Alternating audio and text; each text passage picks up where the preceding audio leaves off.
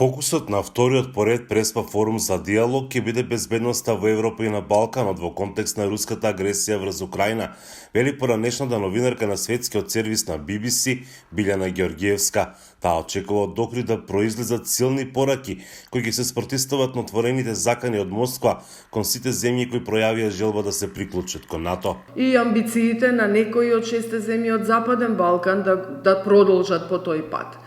Гостите во Охрид верувам дека ќе се заложат за поголема сплотеност и соработка со демократските сили, не само како одговор на овие закани од Кремљ, туку и заради полесно надминување на последиците од судирот на финансиската, економската, енергетската криза. Пораките кои што ќе бидат испратени ќе бидат насочени кон побрза интеграција на регионот во ЕУ, вели аналитичарот Джелал Незири. Но и зацврстување на мирот и стабилноста во Западен Балкан преку интензивно вклучување на Вашингтон и Брисел во решавање на споровите како што се тој помеѓу Скопје и Софија, Приштина и Белград или решавање на внатрешните поделби и проблеми во Босна и Херцеговина.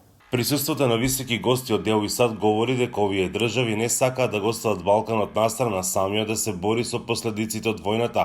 Таа очекува од овој преспа форум да произлезат и тонови со критики, како што тоа било минатата година. Вашингтон го критикуваше Брисел за бавноста во остварувањето на своите ветувања кон Западен Балкан за почеток на пристапни преговори со Северна Македонија и Албанија. Очекувам критиките да бидат упатени доста сериозно и до Софија.